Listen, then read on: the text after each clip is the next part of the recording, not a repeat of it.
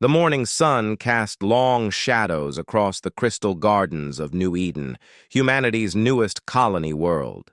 Children laughed as they ran between the flowering trees that had taken root in alien soil.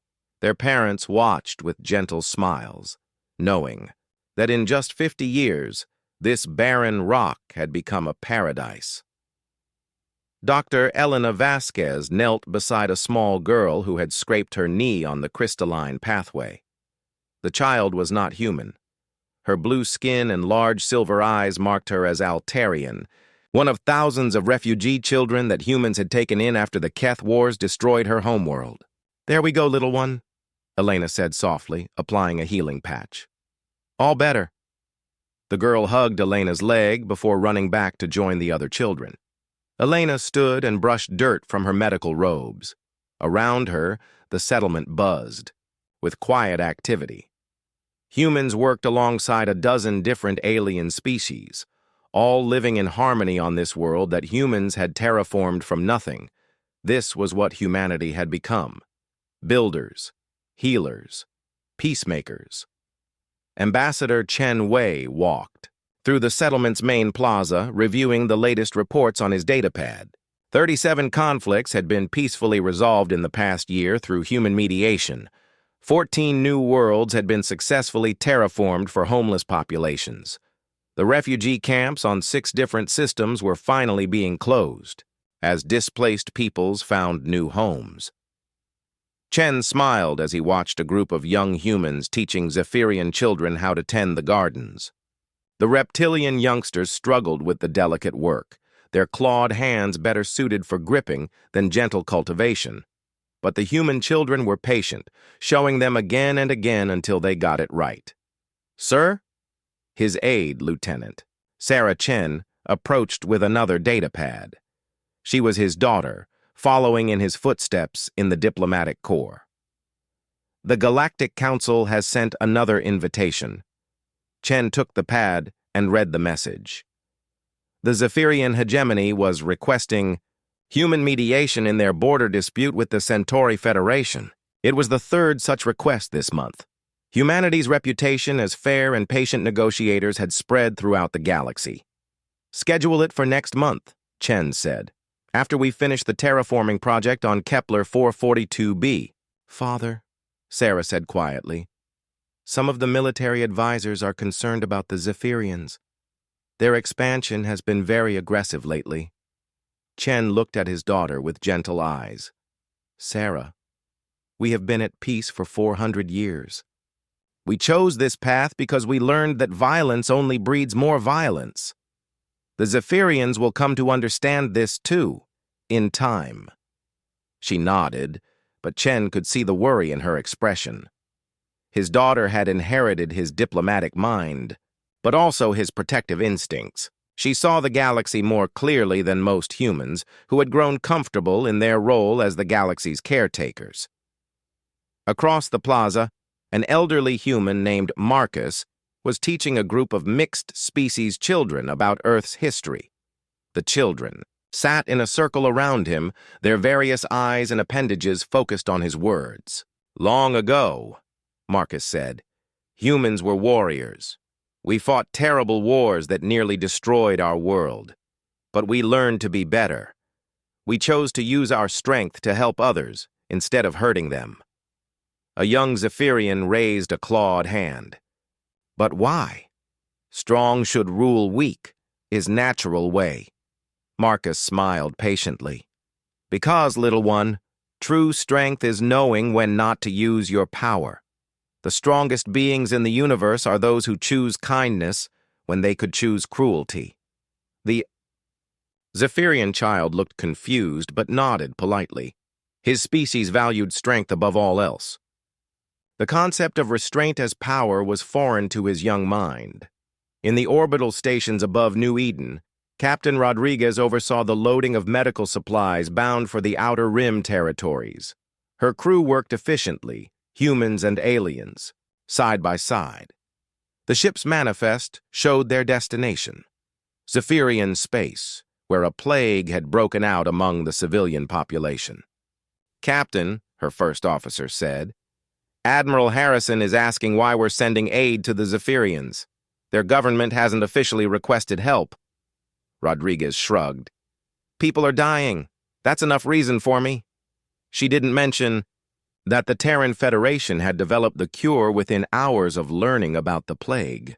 Human medical technology was centuries ahead of most galactic civilizations, a byproduct of their genetic diversity and long experience caring for different species. The first officer, a young man named David, looked out at the stars. Sometimes, I wonder what we could accomplish if we weren't always helping everyone else. The resources we spend on refugee camps and disaster relief could expand our own territories. Could, Rodriguez agreed. But then we wouldn't be human anymore. We'd be something else. Deep in the ship's cargo hold, the medical supplies were carefully secured. Each crate contained enough medicine to save thousands of lives. The Zephyrians would receive it freely, with no strings attached, no demands for payment or gratitude. It was simply what humans did. On the bridge of the exploration vessel Hope's Dawn, Commander Lisa Park studied stellar cartography data. Her ship was one of hundreds scouting new worlds for terraforming projects. They had found 17 habitable candidates in the past year alone. Commander, her science officer called out, we're detecting a distress signal from the Arcturus system. Park immediately changed course. The signal was weak and intermittent, suggesting either equipment failure or deliberate jamming.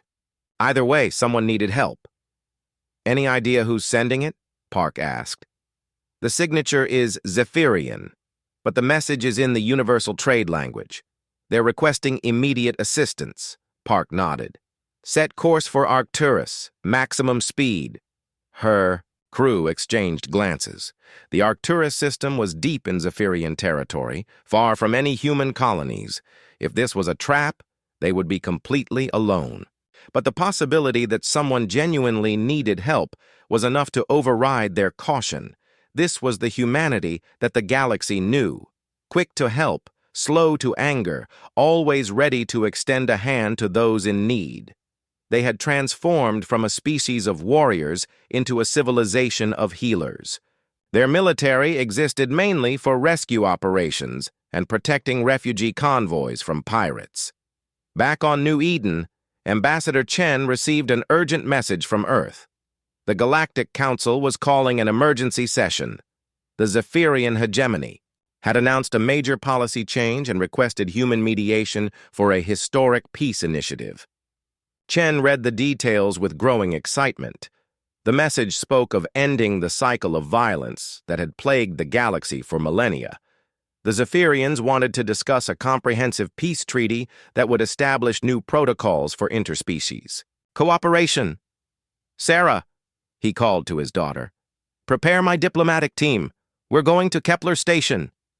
Kepler Station was humanity's greatest achievement in space, a massive diplomatic complex built at the intersection of three major trade routes. It served as neutral ground for interspecies negotiations. The station housed permanent ambassadors from over 60 civilizations and had successfully mediated hundreds of conflicts. Chen felt a surge of pride as he thought about the station. Humans had built it with their own resources and offered it freely to the galaxy. It was a symbol of everything humanity had become: generous, peaceful, and dedicated to the common good. The invitation specified that Chen should bring his full diplomatic staff, including their families. The Zephyrians wanted to demonstrate that this was not merely a political gathering, but a celebration of lasting peace. Children would be present, symbolizing hope for the future. Chen's wife, Maria, was excited about the opportunity. She had been working on a children's cultural exchange program and saw this as a chance to expand it to include Zephyrian youth. Think of it, Chen, she said as they prepared for departure. If we can show their children a different way of living, we can break the cycle of aggression that has defined their culture for centuries. Their son Miguel, a young engineer, would also attend. He had been working on new terraforming techniques that could transform worlds even faster than current methods. The Zephyrians had expressed interest in learning these technologies for their own expansion projects. As the human diplomatic convoy prepared to depart for Kepler Station, children from dozens of species gathered to see them off.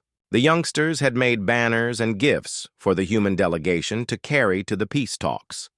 A small Altarian girl, the same one Dr. Vasquez had helped earlier, approached Ambassador Chen with a drawing. It showed beings of different species, holding hands under a bright star. "For peace," she said, in carefully practiced standard. Chen knelt down and accepted the drawing with the solemnity it deserved. "Thank you, little one. I will make sure everyone sees this."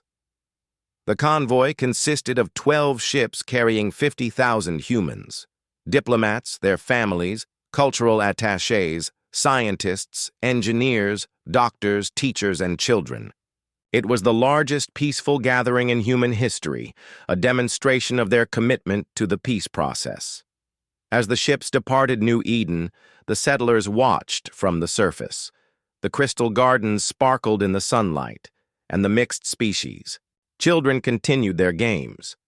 This was the world humans had built through patience and kindness. Dr. Vasquez stood with her colleagues, watching the ships disappear into the star field. "I hope they succeed," she said quietly. Counted on to find peaceful solutions to impossible problems. As the convoy jumped to hyperspace, heading for what they believed would be the most important peace talks in galactic history, the people of New Eden returned to their daily lives. Children attended classes where they learned about cooperation and compassion. Adults continued their work of building better worlds for all species. None of them knew that they were watching their innocence disappear into the void. The gentle giants of the galaxy were sailing toward a trap that would awaken something the universe had not seen for 400 years, something that had been sleeping so long that everyone, including humans themselves, had forgotten it existed. The last remnants of humanity's capacity for absolute, merciless war were about to be recalled from their long exile. And when they returned, the galaxy would remember why humans had once been the most feared species in known space. But for now, in this last moment of peace, children played in crystal gardens under alien suns, and their parents dreamed of a future where war was just an ugly memory from the distant past. Kepler Station floated in the void between star systems, its gleaming towers and docking bays a testament to human engineering and diplomatic vision. The massive structure could house 2 million beings in comfort, with conference halls, cultural centers, gardens, and living quarters designed to accommodate the needs of 60 different species. Ambassador Chen Wei stood at the observation deck, watching as the last of the human ships docked with the station. 50,000 humans had answered the call for this historic peace summit. Families with children, elderly diplomats, young scientists eager to share their knowledge, artists ready to celebrate interspecies friendship through their work. "The Zephyrian delegation arrived this morning," Sarah Chen reported to her father. "War Master Sekthar himself is leading their group. He brought what looks like his entire command staff." Chen nodded approvingly. "Good. When the military leadership commits to peace, it tends to last longer." Through the transparent aluminum walls, Chen could see Zephyrian ships positioned around the station. Massive angular vessels that spoke of a civilization built for war. But today, those ships were escorts for peace, not harbingers of conflict. The station's main conference hall, beings from across the galaxy gathered. The Altarian Council had sent observers. The Centauri Federation's ambassadors sat alongside representatives from the Vegan Alliance. Even the reclusive Andromedans had sent a delegation to witness what promised to be a turning point in galactic history. Maria Chen worked with a team of human teachers to prepare the cultural exchange presentations. Hundreds of human children had practiced songs and dances to share with their alien counterparts. The Zephyrian delegation had brought their own youngsters, a surprising gesture that had filled the humans with hope. "Look at them," Maria whispered to her husband as young Zephyrians awkwardly attempted to learn a human folk dance. They're just children. If we can teach them to see beyond their warrior culture, imagine what the galaxy could become. Miguel Chen, their son, was in the engineering sections of the station with other human scientists. They were preparing to share humanity's latest terraforming technologies with the Zephyrian engineers. The reptilian aliens listened with what seemed like genuine interest as humans explained how to transform dead worlds into gardens. The atmospheric processors can work on any planet with a stable core, Miguel explained to a group of Zephyrian engineers. We'll give you the complete specifications. No cost, no restrictions. That's how humans do things. The Zephyrian chief engineer, a massive reptile named Vashatar, studied the holographic displays with calculating eyes. Humans are strange, he said in his rumbling voice. You give away what others would kill for. Miguel smiled. That's why we're here, isn't it? To move beyond killing and toward building something better. In the medical bay, Dr. Elena Vasquez worked alongside her colleagues to demonstrate human medical techniques. The Zephyrians had requested information about human healing methods, particularly their ability to treat genetic diseases that had plagued the reptilian species for generations. This gene therapy protocol could eliminate the scale rot disease entirely, Dr. Vasquez explained to the Zephyrian medical team. The treatment is completely safe and has no side effects. The Zephyrian doctor, her scales bearing the ritual scars of her profession, examined the data with what humans interpreted as amazement. Your medicine is far advanced. Why do you share this knowledge so freely? Because suffering is suffering, regardless of species, Dr. Vasquez replied. Healing is what we do. As the day progressed, the peace talks took on an almost festive atmosphere. Human children taught Zephyrian youngsters games from Earth. Scientists from both species collaborated on projects that could benefit the entire galaxy. Artists worked together to create sculptures and paintings that celebrated unity across species lines. Ambassador Chen felt a deep satisfaction as he watched the proceedings. This was what 400 years of human evolution had led to, the ability to bring former enemies together in friendship and cooperation. In the late afternoon, War Master Sekthar requested a private meeting with the human delegation leadership. Chen gathered his senior staff in one of the station's smaller conference rooms. The Zephyrian War Master entered with his command staff, their reptilian faces unreadable behind their ceremonial masks. Humans, Sekthar began, his voice carrying the authority of absolute command.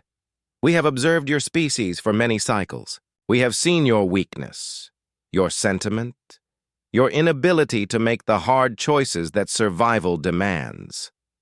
Chen felt a flicker of unease, but maintained his diplomatic composure. Different species evolve different strengths, War Master. Perhaps what you see as weakness, we see as wisdom. Sekthar removed his ceremonial mask, revealing scarred features twisted in what might have been amusement. Wisdom? You call it wisdom to help your enemies?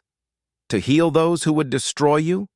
To give away technology that could ensure your dominance? We call it being civilized, Sarah Chen interjected, her diplomatic training warring with growing alarm. The Zephyrian War Master laughed, a sound like grinding stone. Civilized. Yes, you are very civilized. So civilized that you have forgotten what you once were. So civilized that you have made yourselves unnecessary. One of the Zephyrian officers stepped forward carrying a sealed container. Chen noticed that all the Zephyrians in the room had put on breathing apparatus while they had been talking. War Master, Chen said slowly, what is the meaning of this? Sekthar's scarred face split in a predatory grin. The meaning, Ambassador, is that the galaxy has no place for the weak. Your species has had 400 years to learn strength. Instead, you have chosen to become softer, weaker, more pathetic with each generation. The container was opened. A fine mist began to spread through the room's ventilation system. No, Chen breathed, understanding flooding through him like ice water. You can't mean to... We do, Sekthar confirmed. Consider this a correction to evolutionary error. The galaxy belongs to the strong. You have chosen to be weak. Therefore, you choose to die. The first humans to breathe the mist began to convulse. Dr. Vasquez, with her medical training, was among the first to understand what was happening. Biological weapon, she gasped as her nervous system began to shut down. Designed for human DNA. Ambassador Chen tried to reach his communication device, but his hands were already shaking uncontrollably. Around him, his colleagues and friends began to collapse. The poison worked slowly, keeping them conscious while their bodies failed system by system. My daughter, Chen whispered as Sarah fell beside him, her young face contorted in agony. All of them, Sekthar said with satisfaction. Your children, your elderly, your scientists, your artists. 50,000 humans dying together. We wanted your species to understand the price of weakness before the end. Throughout Kepler Station, the weapons spread through the ventilation systems. In the children's areas, young humans and their alien friends tried to understand why the human children were suddenly becoming sick. Zephyrian youngsters watched in confusion as their new human friends began to die in slow, horrible agony. Maria Chen, in her final moments, managed to activate her communicator. Her voice, weakening by the second, carried across space to human. Colonies throughout the galaxy. This is Maria Chen, on Kepler Station. The Zephyrians. It's a trap. They're killing us all. Tell our people. Tell them we tried to be better than this. We tried to... The transmission cut off as she collapsed beside her husband. Miguel Chen, the young engineer, lasted longer than most due to his location in the station's lower levels. As the poison finally reached him, he managed to send a data burst to the human engineering networks. Technical specifications, weapon analysis, everything he could gather about how the Zephyrians had planned this atrocity. His last message was simple. They want to see monsters. Show them monsters! War Master Sekthar walked through the station's corridors, stepping over human bodies. He paused at the cultural center, where human children lay sprawled among the art projects they had been working on. Paintings of different species holding hands, sculptures celebrating unity, musical instruments from dozens of worlds. Weakness, he muttered, crushing a child's drawing under his clawed foot. His communication officer approached with a status report. All humans on the station are confirmed dead, War Master. The weapon worked exactly as designed. Excellent. Begin broadcasting the recordings to every human colony. I want them to see exactly how their leaders died. I want them to hear every scream, every plea for mercy that went unanswered. The Zephyrian recording teams had captured everything. The slow deaths, the desperate attempts to save their children, the moment when Ambassador Chen realized that 400 years of human compassion had been met with calculated cruelty. But Sekthar had made one crucial error. In his arrogance, he had assumed that the gentle humans of the modern era were all that remained of the species. He had forgotten to study their history carefully. He had dismissed the warnings in their own records about what humans had once been capable of. The broadcasts began reaching human colonies within hours. On New Eden, Dr. Vasquez's colleagues gathered around communication screens, watching their friends and mentors die in real time. The Altarian refugee children they had cared for stood beside them, not understanding why their human protectors were crying. On Terra Nova, Admiral Sarah Chen's mother received the recording of her daughter's death. The elderly woman, a retired military officer from humanity's more peaceful era, watched her child die slowly while Zephyrian soldiers laughed in the background.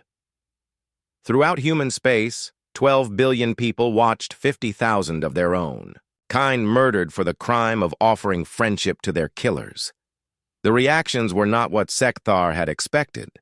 There was no panic, no desperate pleas for mercy, no immediate calls for negotiation or compromise.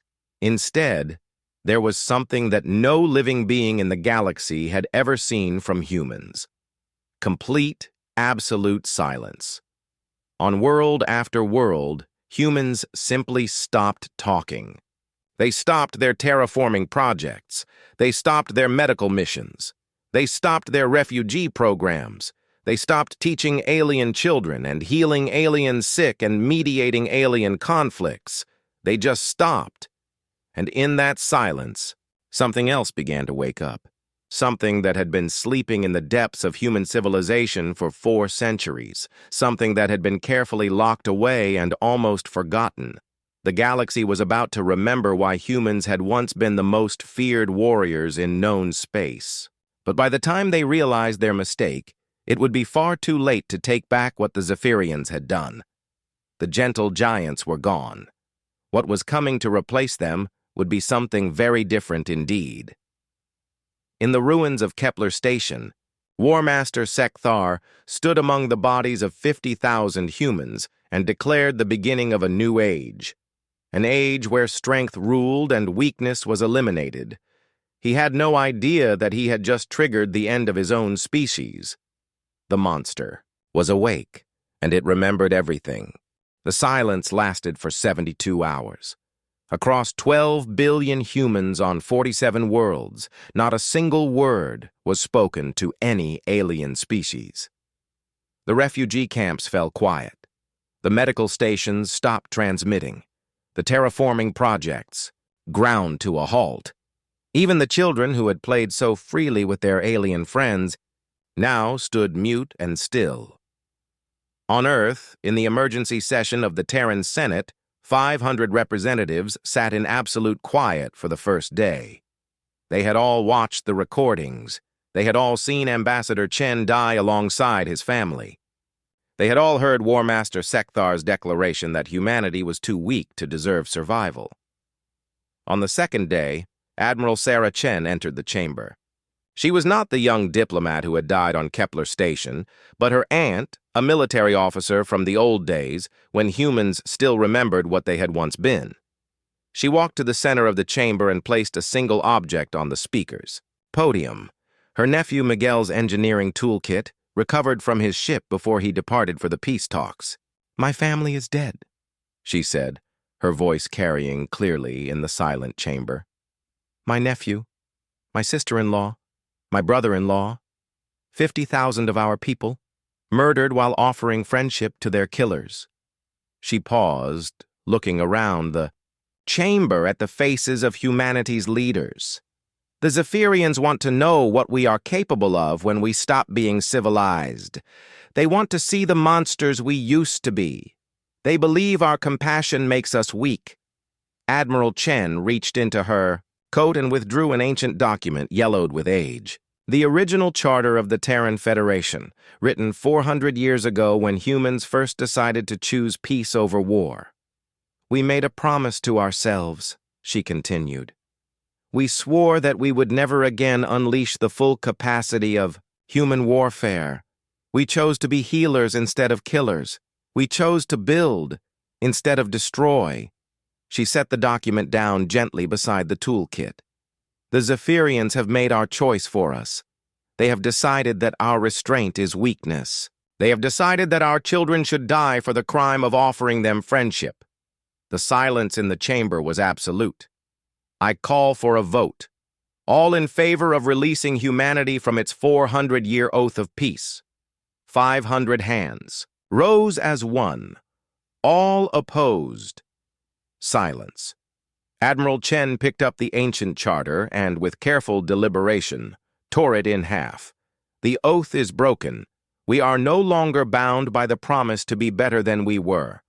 As of this moment, the Terran Federation declares total war against the Zephyrian hegemony and any species that supports them." The silence that followed was not emptiness. It was anticipation. Within hours, orders began flowing out from Earth to human colonies across the galaxy. Not the usual civilian communications about terraforming schedules and medical supplies. These were military orders, encrypted with codes that had not been used for centuries. On New Eden, Dr. Vasquez received a message that made her hands shake as she read it. The medical research facility where she worked was being converted to its original purpose: biological warfare development. The healing compounds she had spent her career developing could be modified into weapons that would make the Zephyrian biotoxin look like a children's toy. "I don't understand," said Zen, her Keth assistant, reading over her shoulder. "You are healers. You save lives." Dr. Vasquez looked at the alien with eyes that had gone cold. "We were healers because we chose to be. That choice has been taken from us." She began entering commands into her laboratory computers. Formulas that had been classified and locked away for generations began appearing on her screens.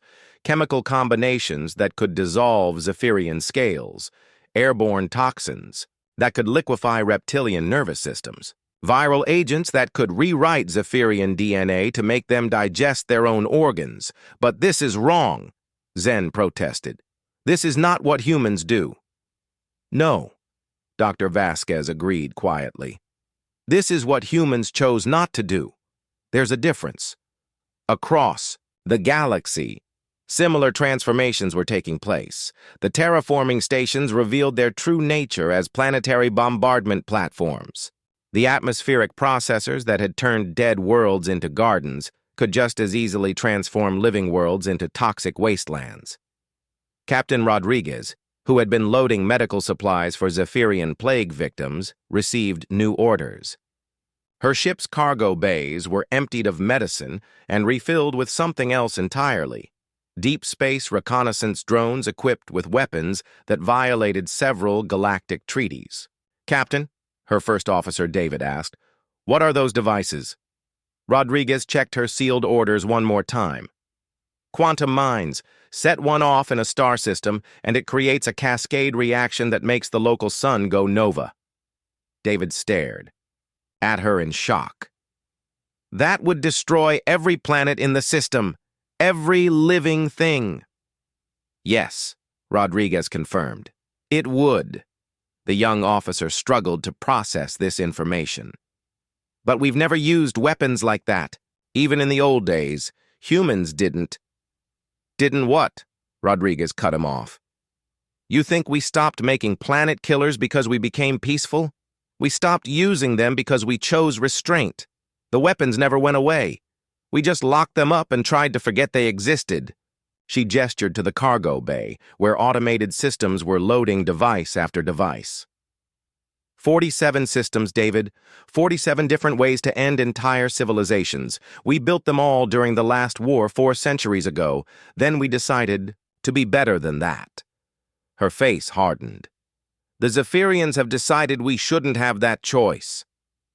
On the exploration vessel, Hope's Dawn, Commander Park received a priority transmission that changed everything. Her ship was no longer searching for new worlds to terraform. It was hunting for Zephyrian colonies to eliminate. "Ma'am," her science officer said hesitantly, "the orders are asking us to deploy something called Package 7 at any Zephyrian settlements we encounter." Park opened the sealed weapons locker that had been installed on every human ship, but never used. Inside was a single small device, no larger than her fist. "Nanite swarm," she explained to her crew. "It consumes all organic matter in a 50-kilometer radius, then self-destructs. Completely untraceable, completely fatal." Her crew stared at the innocent-looking device. "We carried this on every mission?" her navigator asked. "Every mission," Park confirmed, along with 46 other types of weapons that were never supposed to see the light of day. "We were always prepared for war. We just chose peace instead." She sealed the device carefully in its deployment case. "The Zephyrians wanted to see what we were hiding beneath our civility. They're about to find out." The first strike came without warning. Zephyrian Colony Outpost. Hadur simply vanished from all sensors at 0347 Galactic Standard Time. No distress calls, no explosions, no debris. One moment it was there, supporting 3 million Zephyrian civilians. The next moment it was, as if it had never existed. 12 hours later, Zephyrian Colony 7 suffered the same fate. Then Outpost Draconis, then Mining Station Kether 9. The pattern was always the same. No warnings, no demands for surrender, no attempts at communication. The colonies simply ceased to exist, leaving behind empty space where worlds had once turned. War Master. Sekthar, still gloating over his victory at Kepler Station, initially dismissed the reports as equipment failures. Surely the humans, with their soft hearts and gentle ways, would attempt negotiation before resorting to violence. It was only when the recordings arrived that he began to understand what was happening. The lone survivor from Outpost Hadur, a Zephyrian merchant who had been in hyperspace when his homeworld died, transmitted shaky footage from his ship's external cameras. The planet was simply gone. Not destroyed, not bombarded into dust, but erased from existence as if it had never been. "This is impossible," Sekthar snarled at his intelligence officers. "Humans don't have weapons like this. They're healers and farmers and diplomats." His chief intelligence officer, a scarred veteran named Keshatar, pulled up classified files that his agents had gathered over the centuries. "War Master, we may have made an error in our assessment. The files contained fragments of human military history from before their peaceful period. References to planet crackers and quantum mines, and something called the Geneva Conventions that apparently limited what weapons humans were allowed to use against each other. These documents suggest," Keshatar continued nervously, "that humans didn't abandon warfare because they were weak. They abandoned it because they were too good at it." Sekthar studied the files with growing unease. References to mutually assured destruction and dead hand systems and weapons that could sterilize entire solar systems. Most disturbing of all were the repeated mentions of humans deliberately limiting their own military technology because it was too dangerous for continued existence. "They feared their own weapons," he muttered. "Yes, War Master, and now they're using them." As if summoned by their conversation, a new transmission arrived from human space. Admiral Sarah Chen appeared on the communication screen, her face cold and expressionless. "War Master Sekthar," she began without preamble. "You requested a demonstration of human capabilities when we stopped being civilized. We have provided 7 such demonstrations. Your colonies are gone. Your people are dead.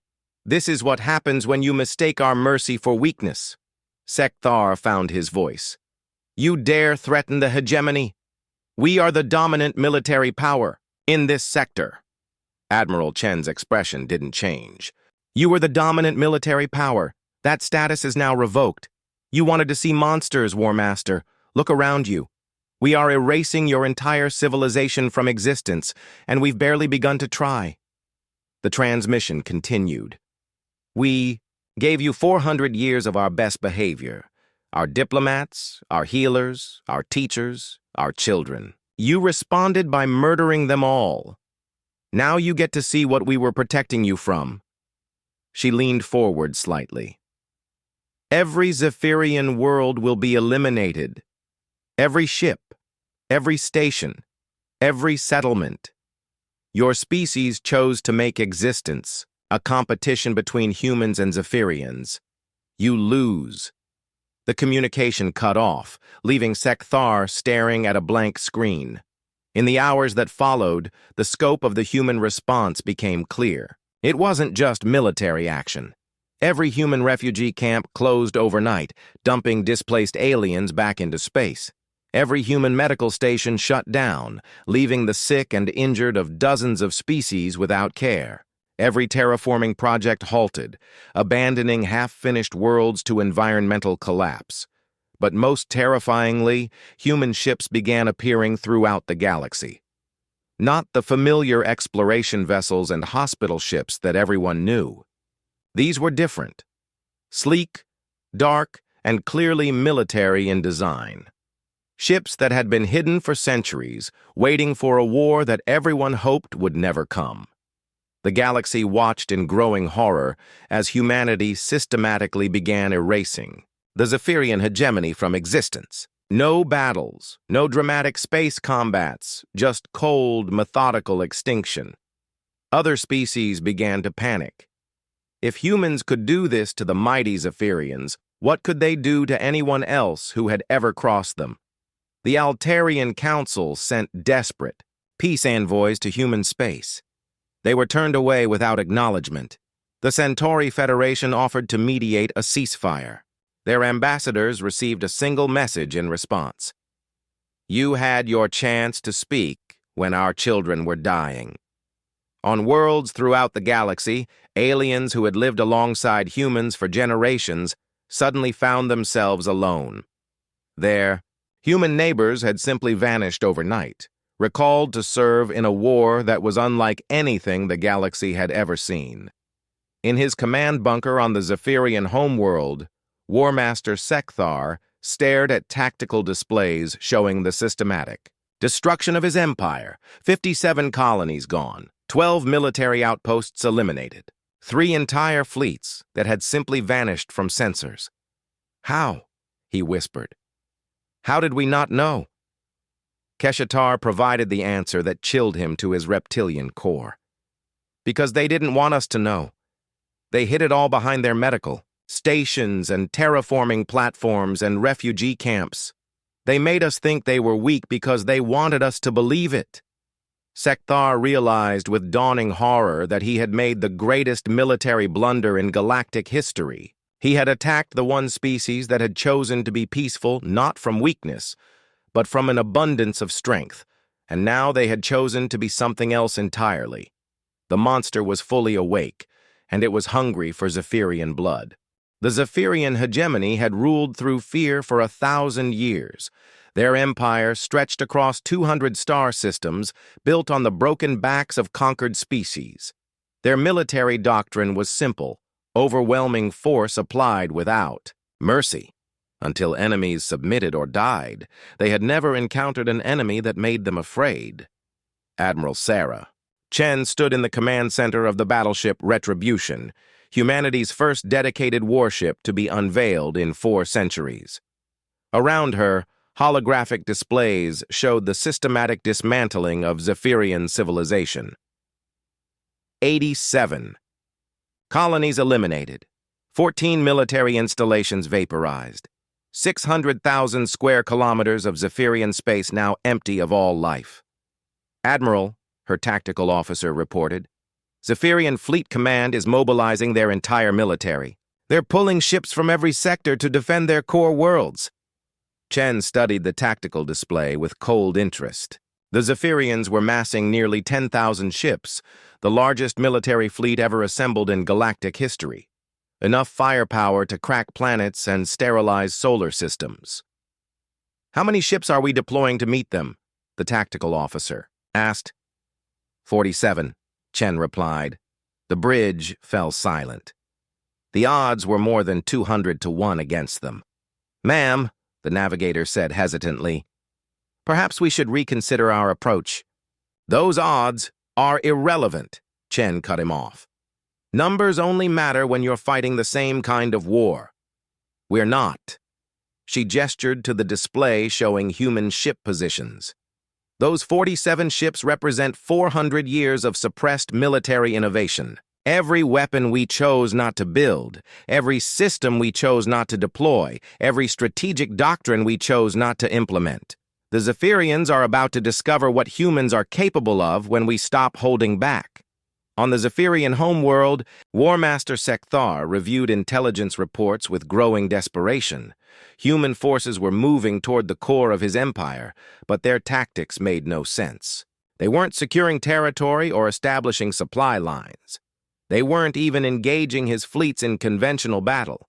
Instead, they were doing something far more disturbing. They were making examples. The planet Kadesh had been home to 12 million Zephyrians and served as a major military training facility. When human forces arrived, they didn't bombard the planet or deploy invasion forces. Instead, they did something that violated every known law of physics. They changed the planet's orbit. Somehow, using technology that shouldn't exist, humans had nudged Kadesh closer to its star. Not enough to destroy it immediately, but enough to begin a slow process of atmospheric breakdown that would kill everything on the surface over the course of 6 months. The dying was broadcast live to every Zephyrian world. "They want us to watch," Sekthar's intelligence chief reported with barely controlled terror. "They're not just killing our people. They're making us see how helpless we are to stop them." On the mining world of Korvash, humans demonstrated another impossible technology. They somehow inverted the planet's magnetic field, causing the metal-rich core to begin consuming the surface from within. The 12 million Zephyrian miners trapped below ground sent increasingly desperate transmissions as their tunnels collapsed, and the very rock around them became hostile to life. The Vegan Alliance, watching these displays of human capability with growing horror, sent urgent messages to their own fleets. Under no circumstances engage human forces. Avoid all human-controlled space. Do not respond to any human communications. But it was too late for such caution. Humanity had decided that the galaxy's silence during the Kepler Station massacre made them all complicit. The Vegans had stood by and watched 50,000 humans die. Now they would learn the price of that choice. Vegan colony Alpha 7 simply vanished from existence at 1347 Galactic Standard Time. No explosion, no debris field, nothing. One moment the planet was there, supporting 40 million beings. The next moment there was empty space where a world had been. Admiral Chen's message to the Vegan government was brief. "You chose silence when our children died. We choose action now that yours are threatened." Every species that maintained diplomatic relations with the Zephyrians after Kepler Station is now considered a hostile entity. The psychological impact was devastating. Species throughout the galaxy began to realize that humanity's 4 centuries of peaceful behavior had not been natural evolution. It had been active restraint, and that restraint was now gone. The Altarian Council, desperate to avoid human retribution, offered to surrender all territory and submit to human rule. Chen's response chilled them to their multi-chambered hearts. "Surrender implies that you have something we want from you. You do not." 3 Altarian worlds were eliminated the next day, not destroyed in spectacular explosions that might be seen as mercy, but slowly poisoned with substances that made every breath agony for the billion beings dying on each world. On the battlefield near Zephyrian Prime, the final confrontation approached. 10,000 Zephyrian ships, representing the accumulated military might of their entire civilization, faced 47 human vessels that looked impossibly small by comparison. War Master Sekthar commanded the Zephyrian fleet personally from his flagship Dominator, a massive dreadnought capable of destroying continents. Around him, his finest officers prepared for what they believed would be the decisive battle. "How can 47 ships challenge 10,000? His tactical officer asked. "Even with advanced technology, the mathematics are impossible." Sekthar watched the human ships on his screens. They moved in perfect formation, but showed no signs of aggressive action. They simply waited, hanging in space like deadly ornaments. "Open communication to the human fleet," he ordered. Admiral Chen's face appeared on his screen, her expression as cold and impassive as carved stone. "War Master," she said without preamble, "you wanted to see what humans are capable of when we abandon civilization. Observe." The human ships began to change. It started slowly, almost imperceptibly. The hull configuration shifted, revealing weapon ports that shouldn't exist. Energy signatures spiked beyond anything in the Zephyrian database. Most disturbing of all, the ships began to phase in and out of visible reality, as if they existed, in multiple dimensions simultaneously. "Impossible," Sekthar breathed. "Improbable," Chen corrected. "But we had 400 years to make the impossible routine. Every breakthrough we achieved in terraforming and medicine and engineering was Also a breakthrough in warfare. We simply chose not to apply it militarily. One of the human ships vanished entirely from sensors, then reappeared inside the Zephyrian formation. Its weapons, when they fired, didn't launch projectiles or energy beams. Instead, they seemed to edit reality itself, causing Zephyrian ships to simply cease existing in specific patterns. Entire squadrons of Zephyrian fighters found their hulls transformed into something resembling organic tissue that immediately began to digest the crew inside. Cruisers discovered that their reactor cores had been replaced with antimatter bombs, set to detonate in precisely 17 minutes. The largest Zephyrian battleships suffered the most creative fates. Their artificial gravity systems reversed, crushing everything inside against the ceiling before launching the remains into space. Their life support systems began producing hallucinogenic gases that made the crews believe they were insects being slowly eaten by invisible predators. How? Sekthar managed to ask as his fleet disintegrated around him. We studied every species in the galaxy, Chen explained with clinical detachment. Every weakness, every fear, every genetic vulnerability, we cataloged thousands of ways to end each civilization efficiently. Then we chose not to use that knowledge. A Zephyrian dreadnought, attempting to ram one of the human ships, passed through it harmlessly as if the human vessel were made of light. The human ship then solidified inside the Zephyrian hull, causing both ships to occupy the same space. The resulting explosion consumed a dozen nearby vessels.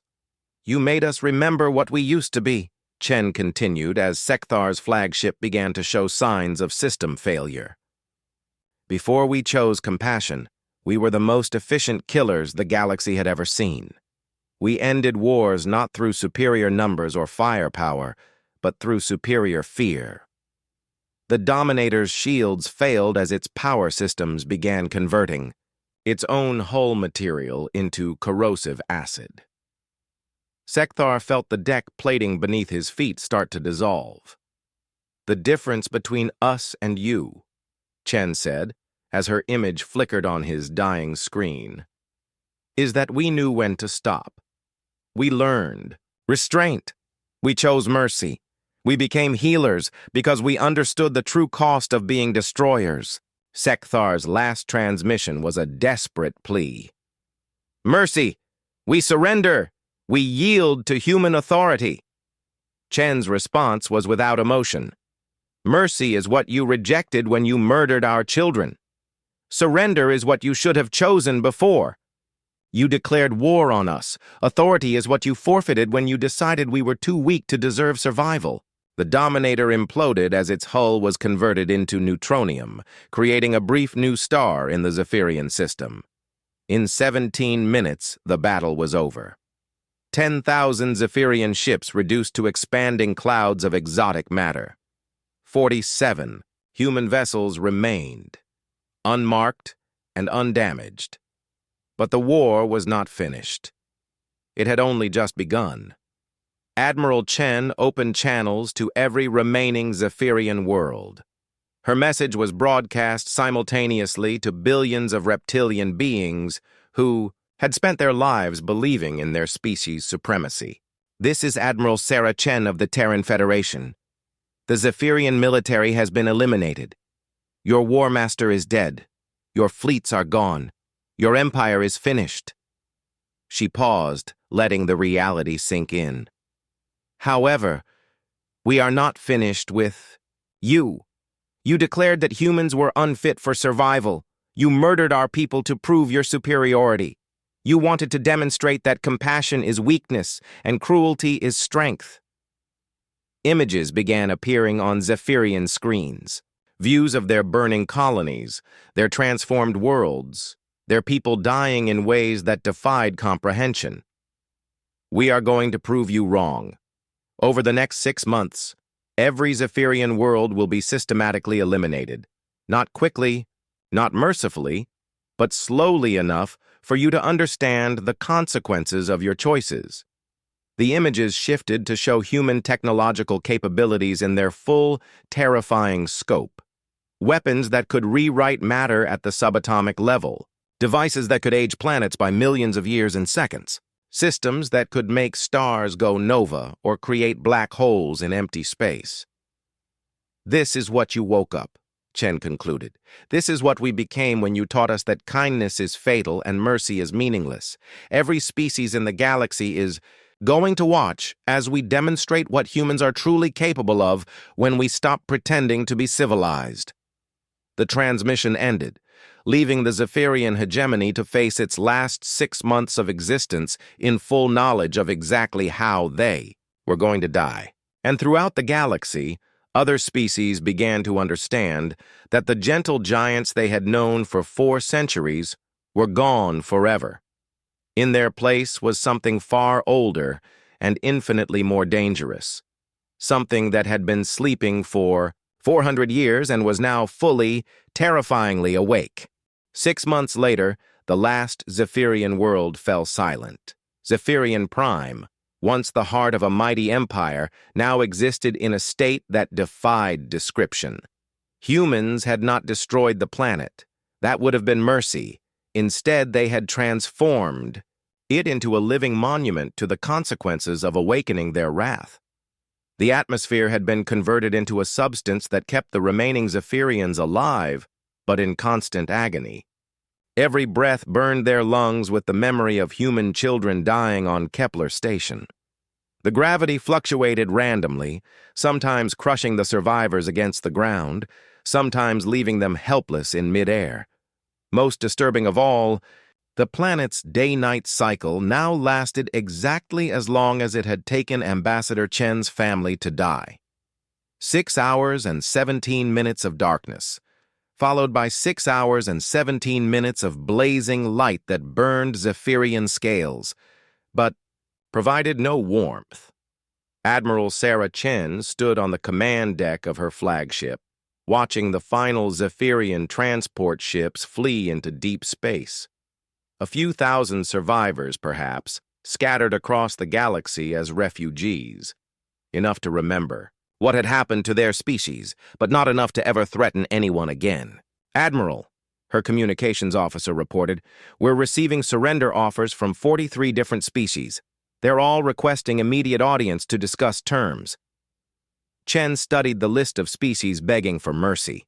The Altarian Council, who had stood by and watched humans die. The Vegan Alliance, who had maintained trade relationships with the Zephyrians throughout the massacre. The Centauri Federation, who had offered to mediate after 50,000 humans were already dead. "Schedule them alphabetically," she said calmly. "Each species gets exactly 10 minutes to explain why they should be permitted to continue existing." The first delegation to arrive was from the Andromedans, a species so advanced they had rarely bothered to communicate with other civilizations. Their representative, a being of pure energy that hurt to look at directly, manifested on Chen's bridge, with obvious fear. "Admiral Chen," the entity said, its voice like cosmic radiation given sound. "The Andromedan Collective wishes to express our deepest regrets for the actions of the Zephyrians and our failure to intervene." Chen looked at the being with cold interest. "Your species has technology that could have stopped the massacre at Kepler Station in seconds. You chose not to act. Explain why you should not share the Zephyrians' fate." The Andromedan flickered with what might have been panic. We did not wish to interfere in the affairs of younger species. It is not your way to prevent genocide when you have the power to do so," Chen interrupted. "That makes you complicit. However, your species has never directly harmed humans, and your technology could be useful. You are granted conditional existence." The entity's energy pattern shifted with relief. "What are your conditions?" "Complete. Submission to human authority. Your technology, your knowledge, your civilization, all of it belongs to humanity now. You exist because we permit it. You will serve our interests, or you will join the Zephyrians in extinction." The Andromedan delegation left without another word, their fear trailing behind them like radiation. The Altarian Council arrived next, their multi-chambered hearts beating so rapidly that their blue skin had turned almost purple. Their lead, negotiator, Chancellor Vex High, prostrated himself before Chen in a gesture of complete submission. "Admiral," he gasped, "the Altarian people throw ourselves upon human mercy. We offer complete surrender, total obedience, whatever you require of us." Chen consulted a data pad showing Altarian actions during the Kepler Station incident. "Your species sent a formal protest to the Galactic Council 3 days after our people were murdered. 3 days. You watched the broadcasts in real time, then waited 72 hours to decide that genocide was worth a strongly worded letter." Vex High trembled but said nothing. "However," Chen continued, "many of our people have fond memories of Altarian children in our refugee camps. Your species has never shown direct aggression toward humans. You are granted limited autonomy under human oversight." The Chancellor nearly collapsed with relief. "Thank you, Admiral. How may we serve?" "You will provide medical and technical support for human operations. Your worlds will serve as bases for our fleets. Your people will staff positions in our new galactic administration. Any resistance will result in immediate species termination."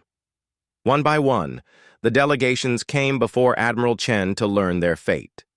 Some species were granted conditional existence as vassals of humanity. Others were deemed too dangerous or too complicit in past crimes and were scheduled for controlled extinction, peaceful but final. The Vegan Alliance, despite their technological advancement, fell into the latter category.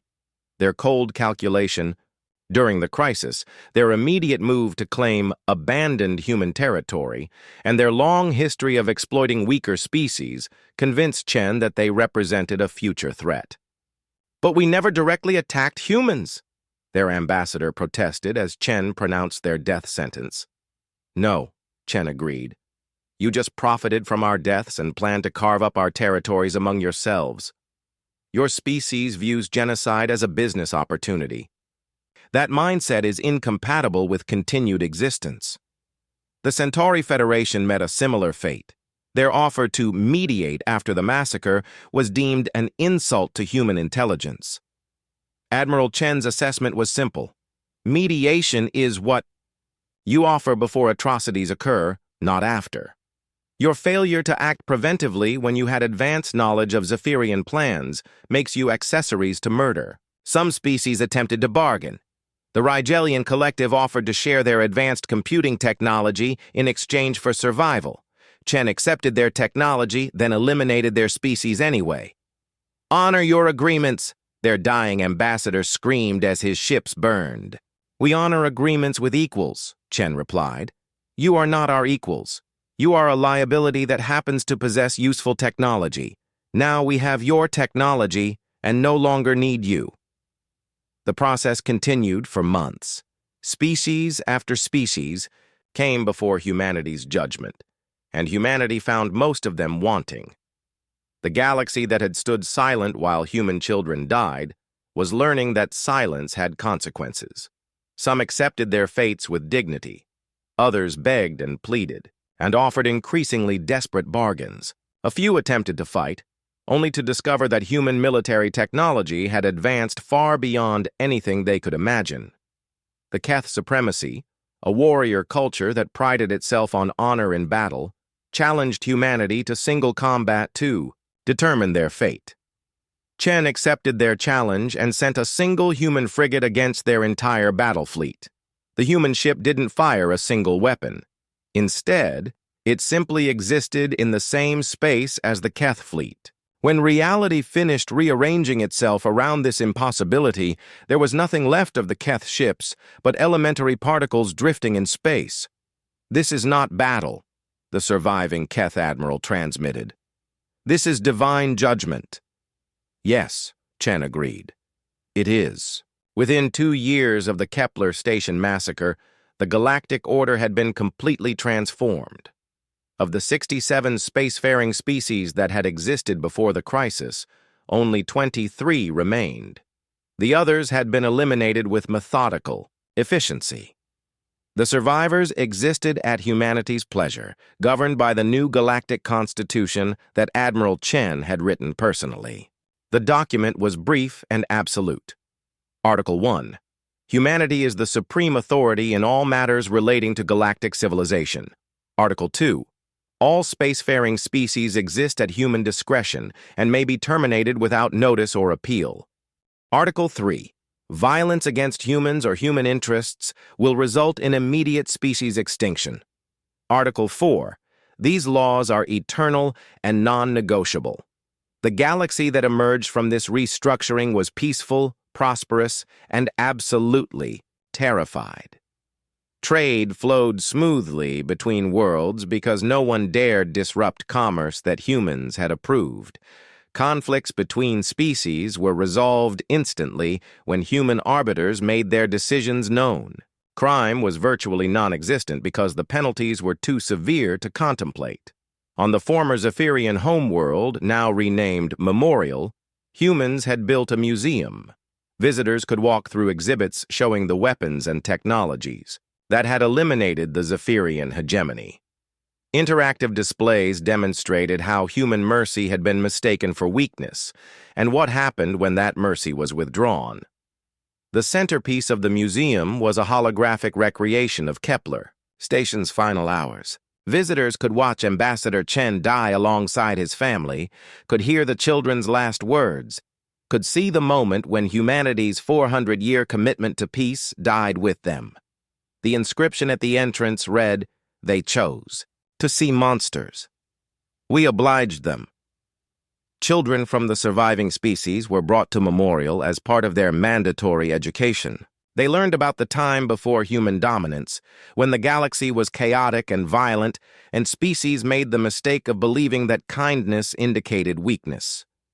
Dr. Elena Vasquez, now Director of Galactic Health Services, oversaw medical care for the surviving species. Her work was efficient and effective, but lacked the warmth that had once characterized human healing. The genetic plagues she had developed for the war remained in storage, ready for deployment against any species that forgot their place in the new order. "You used to care more about your patients," observed Zen, her Keth assistant who had somehow survived the elimination of his species. "I used to have patience," Vasquez replied coldly. "Now I have subjects. The distinction matters." On worlds throughout human space, monuments had been erected to the 50,000 dead of Kepler Station. Each memorial bore the same inscription: "They believed in a better galaxy. We learned better." Admiral Chen, now Supreme Commander of Galactic Forces, stood before the largest of these monuments on Earth. The names of every victim were carved in stone that would last for millions of years. Ambassador Chen's name was at the top, followed by his wife Maria and their son Miguel. At the bottom, in smaller text, was a final entry. "Their murders ended the age of human mercy. It will not return." Children playing in the park nearby were human children exclusively now. The integrated communities that had once existed throughout the galaxy were gone. Alien species lived separately, under human supervision, in territories assigned by human administrators. Grandmother, a young girl, asked Chen, "What were the aliens like when they lived with us?" Chen looked down at her granddaughter, seeing in her young face the innocence that had been lost forever at Kepler Station. "They were different then," she said quietly. "We were different too. Will we ever be friends again?" Chen's expression softened slightly as she looked at the child. "Perhaps, little one. In a few thousand years when they have learned to deserve our trust again. But not in our lifetime. We paid too high a price for our last attempt at friendship." The galaxy turned on its axis, peaceful and orderly under human rule. Trade continued, technology advanced, and conflicts were resolved with brutal efficiency. It was, by any measure, a more stable and prosperous civilization than had ever existed before. But in the silence between the worlds, something had been lost forever. The dream of equals working together for the common good had died with the last screams on Kepler Station. In its place was something simpler and infinitely sadder, the rule of the strong over the weak justified by the crimes of the past. Humanity had become the very thing they had once sought to help the galaxy move beyond. They were the supreme predators now, maintaining order through fear rather than inspiring cooperation through hope. And in the end, that might have been the Zephyrians' greatest victory. In forcing humanity to abandon their ideals, they had killed something more precious than 50,000 lives. They had murdered the dream of a better galaxy, but they had also ensured that such a dream would never be threatened again. Under human rule, the galaxy was safe from the chaos of competing interests and the violence of unrestrained ambition. It was a cold peace, but it was peace nonetheless. And it would last forever, whether the galaxy wanted it or not. Admiral Chen returned to her office in the Galactic Administration Building, where representatives from 17 different species waited to receive her decisions on matters ranging from trade disputes to colonization rights. Each of them would listen respectfully to her words and implement her decisions without question or delay. This was the new order. This was what the galaxy had earned by its choices.